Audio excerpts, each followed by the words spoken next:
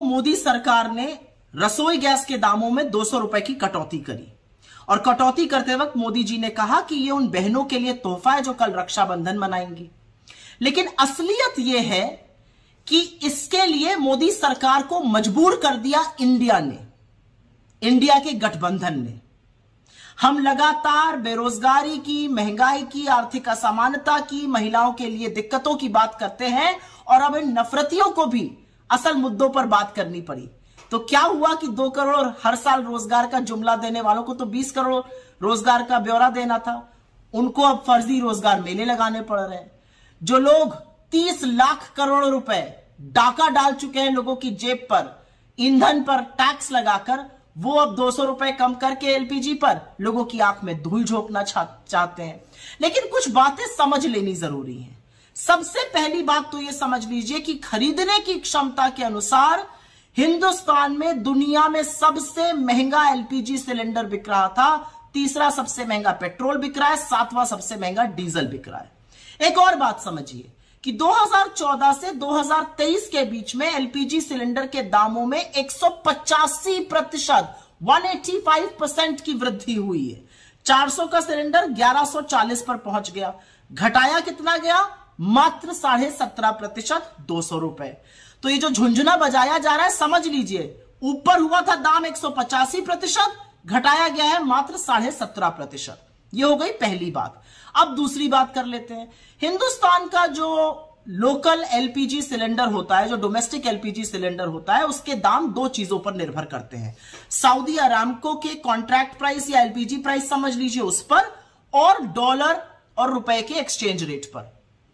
Saudi Aramco का जो LPG price था वो जनवरी 2014 में जब हमारी सरकार थी तब $1010 प्रति मेट्रिक टन था।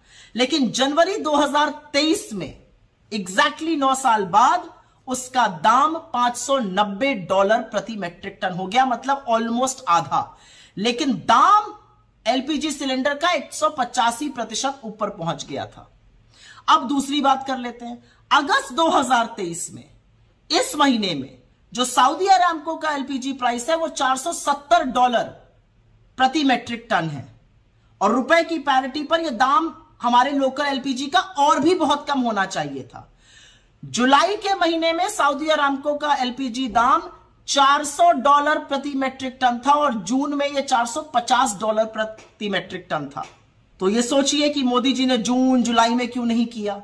इसलिए नहीं किया क्योंकि उनको यह समझ में आ गया कि इंडिया जो मुद्दे ला रही है उससे लोग मुखरित हो रहे हैं, लोग समस्या में हैं। हमारी सरकारें, चाहे वो कर्नाटक में गृह लक्ष्मी, गृह ज्योति की बात कर रही हो, लोगों को आराम पहुंचा रही हो, चाहे ज्यादा खरीद कर रही हो छत्तीसगढ़ में, चाहे राजस्थान में 500 रुपए में सिलेंडर बिक रहा हो, असलियत यह है कि लोगों के सहूलियत के लिए जो जो काम हम कर रहे हैं उससे लोग हमारी ओर मुखरित हो रहे हैं।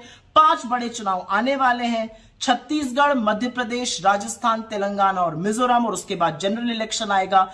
जिन लोगों ने 9.5 साल आपकी महंगाई के लिए टोह नहीं ली, आपकी जेबों पर डाका डाला, अब वो 200 रुपए कम करके झुंझुना बजा रहे हैं। लेकिन आज सवाल पूछने का दिन है, और सवाल यह पूछना चाहिए कि आखिरकार आपने इतना आतंक दामों पर क्यों मचाया हुआ था। और चलन चुंबक मीडिया से मेरा एक सवाल है, जब दाम 400 से 1140 हो गए तो महानुभावों कितने शो किए आपने, जो 200 रुपए कम करने पर कर रहे हैं? क्योंकि याद रखिएगा, दाम ऊपर गए हैं 185%, नीचे आए हैं सिर्फ 17.5%।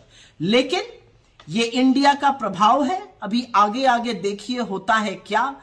नैरेटिव हम सेट करते जाएंगे, मोदी जी उस पर काम करते जाएंगे, लेकिन जनता ने मन बना लिया है, आपकी असलियत समझ ली है, और आपको बोरिया बिस्तर समेटकर विदा करने का मन भी जनता भरपूर तरीके से बना चुकी है। इन आंकड़ों पर ध्यान दीजिएगा, क्योंकि इन आंकड़ों में वो काला सच छुपा है जो मोदी जी जिसको ढकना चाहते हैं।